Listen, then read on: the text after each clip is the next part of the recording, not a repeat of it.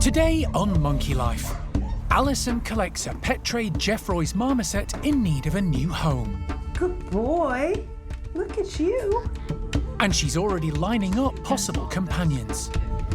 We've got one female and 2 other boys that are all single. Stumpy Freddy gets a treat to help the medicine go down after major dental surgery. This currently is Freddy's antibiotic. As you can see, he takes it well. And a carpet of leaves provides food and fun for one of the woolly troops.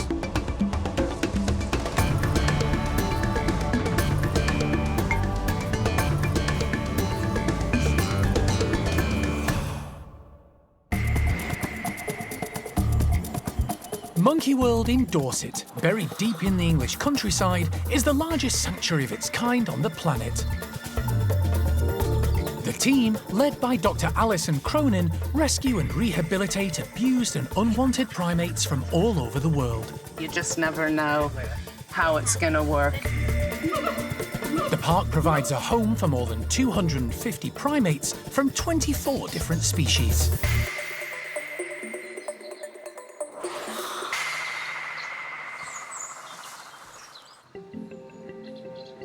Alison's preparing to set off on an early morning rescue mission. She's heading to Hampshire to collect a young Geffroys marmoset called Gizmo, who needs a new home. He was originally legally bought from the UK pet trade for just under £4,000. He's had 2 homes since then, but circumstances mean his current owners are now unable to care for him. Luckily, space has just come available at Monkey World. A new law was passed last year to introduce licensing for primates being kept as pets, and Alison hopes this will end the trade. However, the licensing doesn't come into force until 2026. You know, this trade in marmosets is just increased in scale. These video clips are going out on social media. Look, these are 3 tiny marmosets, probably only 100 grams, so babies. And these 3 youngsters are being offered for sale right now for £1,000 each. And that's just crazy. But, you know, you can just find these ads all over social media. It's a scenario Alison is all too familiar with and has been campaigning against for years. Gizmo is currently being cared for by Charlotte in the Hampshire town of Havant. He was passed on to her by her friend Jasmine, whose husband bought him from a dealer, believing the marmoset to be female. Good boy. Look at you. So we were told by the breeder that it was a girl. And then obviously it was definitely a boy. So yeah, then he just went to Gizmo. But obviously because he's out here all the time, he just bounces, so the Hertids have just named him Bongo. Okay. And he runs around loose most of the time. Yeah. Both owners have tried their best to look after Gizmo over the years. He's gorgeous. You're a bit of a chunk. He looks really good. Alison wants to gain as much information as possible about Gizmo's care and nutrition. Have you guys been giving him D3? We've got the powder for the calcium and that for his bones. Marshmallows is his favourite. Yeah. The little... Absolutely. Yeah. Little ones that go on hot chocolates. He absolutely loves them. However, when he arrives at the park, Gizmo will be put on a more suitable marmoset diet. And he'll have company of his own kind. We've got one female and 2 other boys that are all single. And then we'll see how it goes. I would sort of be inclined to put him with the other male Geffroys because I think that they'll appreciate each other's size and similarity. Having said that, he would love a little girl too. Time to try and entice Gizmo into a travel box with some waxworms. You see that? I know. Look at how good. It's going right in here, right in the back. Gizmo's curiosity soon gets the better of him. I know. Come here, little man. Okay.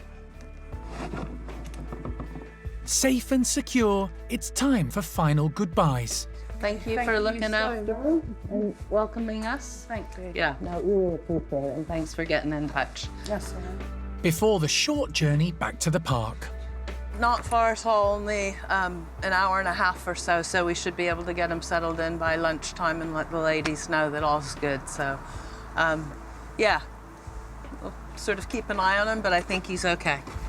It's been a quick and easy collection, but Gizmo and his owners were lucky Monkey World come accommodate the young marmoset.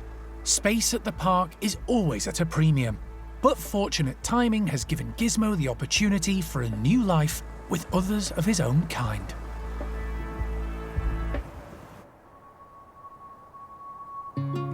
At the Capuchin complex, the primate care staff are putting together a puzzle they hope Winslow's troupe will be able to solve. Today we're making kaplunk feeders for the Capuchins, for Winslow's gang. We've got tubes filled with straw and lots of lovely tasty treats. We've got frozen medlars in there, there's frozen raspberries, there's whole walnuts, all sorts of lovely goodies. And then we've stuck these bits of bamboo in to make it a bit harder. And in theory, the monkeys are going to work out how to get the treats. The park has 5 Capuchin groups, some larger than others.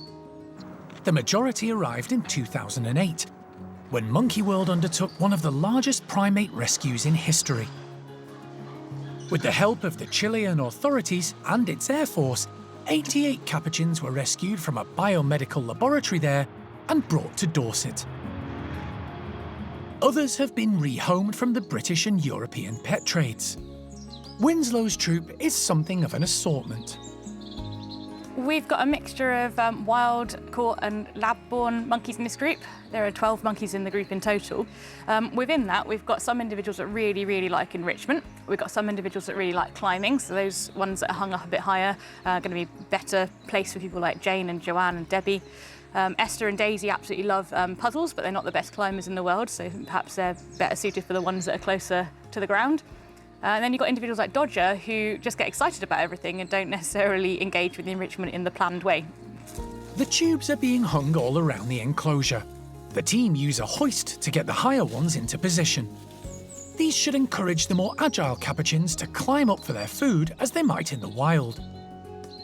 Others are tied near a ground level for those not able to go so high. Whichever they opt for, Winslow's group will need to give the matter some careful thought. There's basically lots of different ways they can approach this task. It depends on what everyone else is doing too.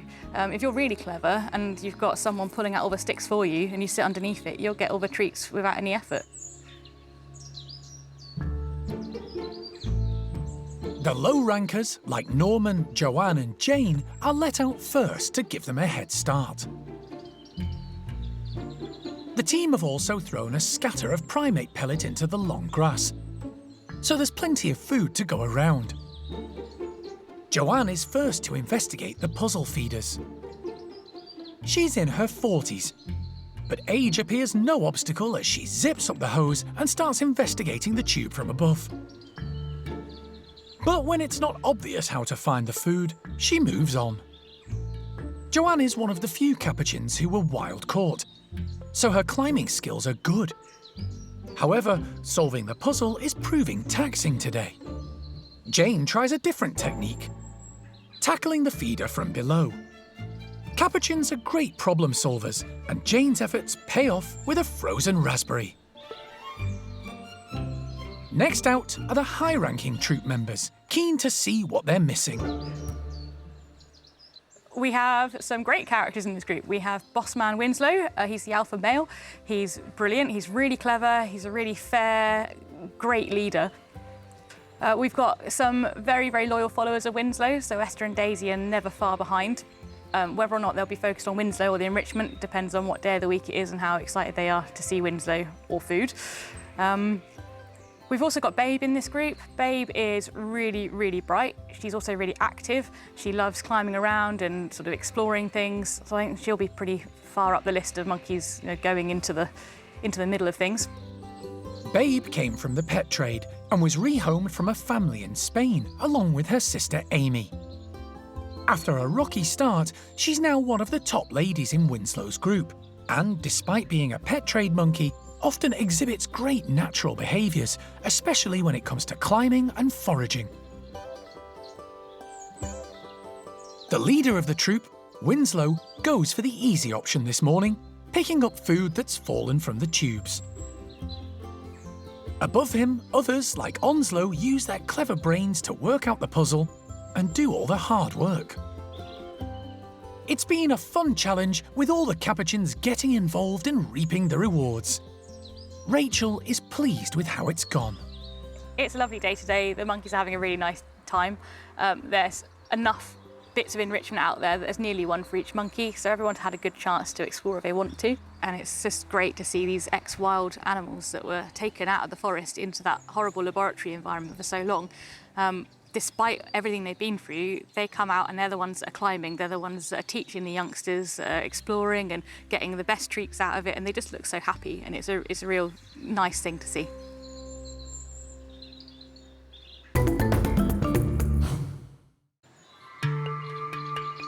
The health of the park's primates is paramount, and a vet team is always on hand. Aftercare following treatment or surgery is sometimes needed. A course of painkillers or other medication, or even longer-term treatment may be called for, and it's all administered by the primate care staff.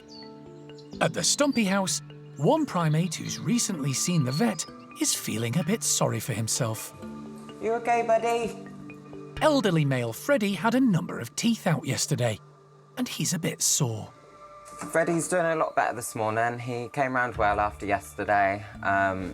He's obviously still got a very sore mouth, especially on the left-hand side, but he seems to be eating a lot of soft food, so he's had some banana this morning, and we're making sure to cook up his root just so it's a lot more easier for him to be able to chew. But yeah, all going good, so. Unfortunately for poor Freddy, he has to go through it all again in the near future, because the other side of his mouth also needs attention. In the meantime, Finn is giving him paracetamol and antibiotics, mixed in with jam to aid his recovery. Fred? So this currently is Freddy's antibiotic.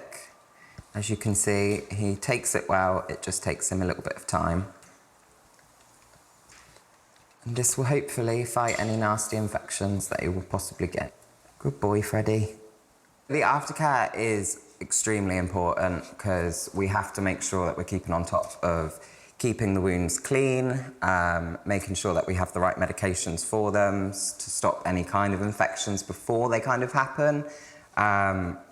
So it's best with these guys that they have someone that they know and they trust, so it's not someone scary coming into the house and feeding them something different, because these guys are extremely intelligent and they know when there's something wrong. So it's a lot easier to just come in, pretend nothing's happening, give the meds out. Job's a good one. Unlike his two housemates, Toto and Sylvie, Freddy is on a soft food diet for the next few weeks until his mouth heals. Good boy, good job. Good girl, Sylv. To keep everyone happy, there are treats for the others too. Stumpys are pretty robust animals, so hopefully Freddy will be back to his normal self in no time. It's been a few months since the park had a big woolly monkey swap around, which involved 17 individuals either moving house or joining different groups. It's gone well, and they're all settled into their new homes and families.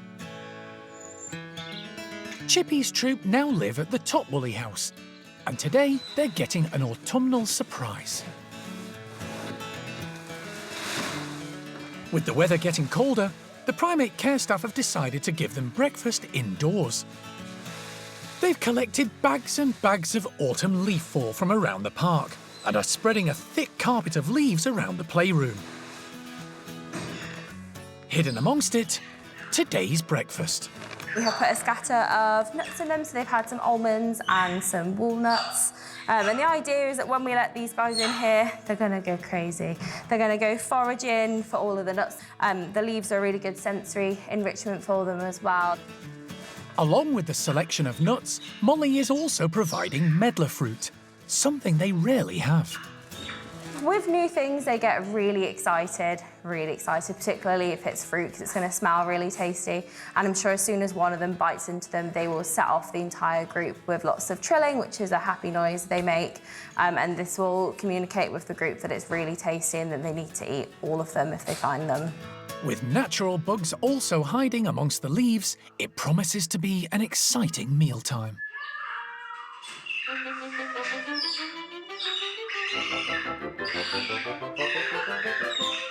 The group are let into the playroom and, as predicted, there's lots of happy trilling. And foraging begins at once. There are 7 woolies in the group, 5 females and 2 adult males, led by 24-year-old Chippy. He's the only member of this troop who wasn't born at the park. Ava is the dominant female. At 12 years old, she's already mum to daughters Catalina and the youngest in the troop, 2-year-old Xena.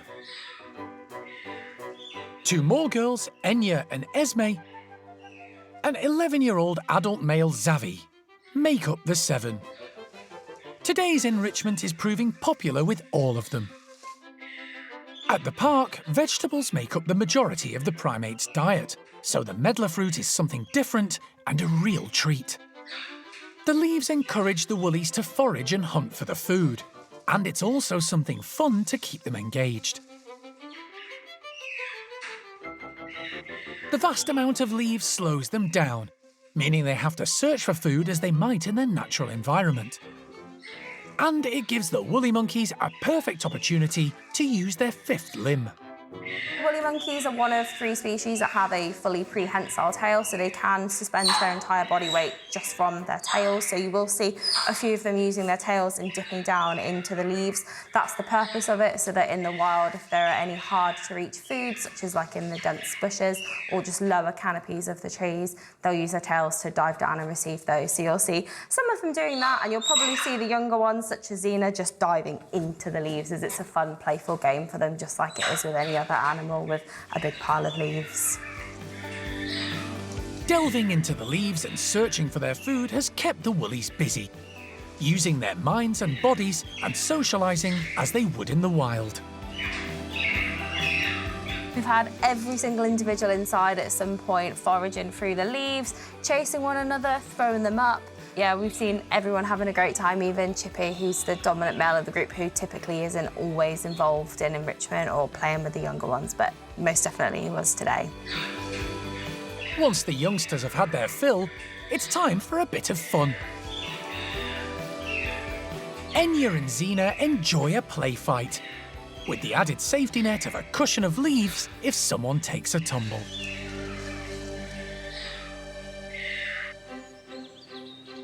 As Alison makes her way back from Hampshire to Dorset with marmoset Gizmo, the primate care staff at the marmoset complex are already preparing for his arrival. Alison's phoned ahead with an update for them. From what we know, his mobility is not meant to be terrible, but he's very much a house monkey. He's never been outside. He's not been on natural perching, branching, things like that. It sounds like he's pretty much had the run of the inside of the house and then just had a small cage that he goes into sleep at night. But what that often means is their hands aren't very good at gripping things because they're used to running along sort of soft furnishings, sofas, things like that, which can mean branching and natural perching can take a bit of getting used to, and also the muscle strength for clinging onto things properly like monkeys are supposed to do. Steph is preparing Gizmo's new home with this in mind. So some of the branching that we've got in this enclosure is a bit more chunky than we'd use for the little marmosets. That's to help him be more supported. It's easier for him to hopefully hold on to. We've also popped a blanket on the floor just in case he does have a stumble or take a tumble. We want the floor to be nice and soft so he's not going to injure himself. Pretty standard with all of our pet trade marmosets is some element of rickets, so we'll see what he's like when he gets here. Some of them are so crippled they can't move. He looks like he's not in that kind of state, but he might still have a lack of muscle tone in those back legs to support himself if he's just used to sort of running along curtains and furnishings and things and not actually being up in tree branches like he's meant to be. Something else Gizmo will need to get used to are the neighbours who'll keep him company. The bedroom is finished just as Alison arrives back at the park.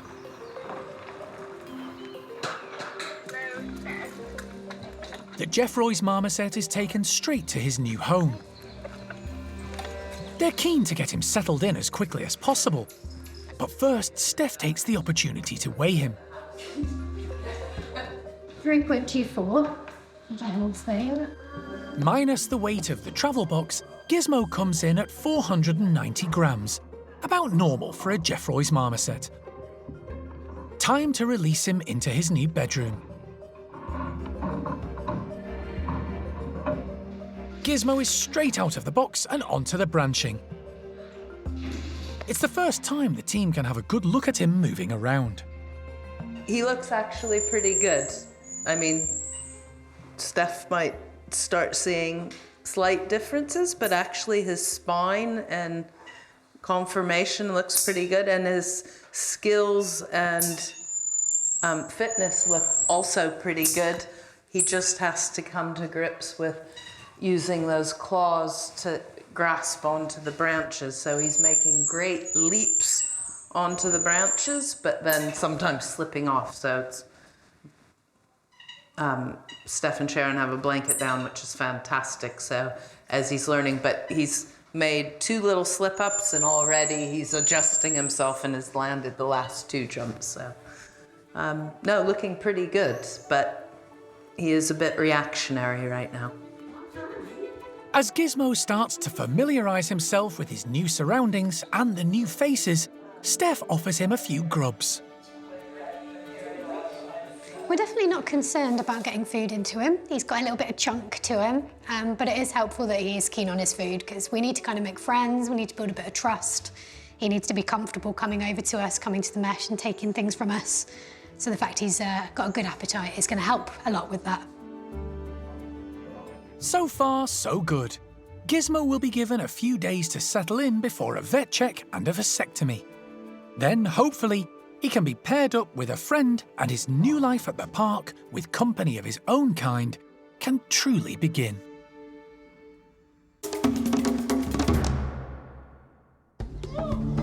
Next time on Monkey Life. Primate care staff member Donna is in Spain to collect another rejected orangutan youngster, 11-month-old female kiwi. We're definitely making progress, albeit slowly. Hey, good girl. And marmoset Ruby is the only one of her family to tackle a grub-filled puzzle feeder and reaps her reward.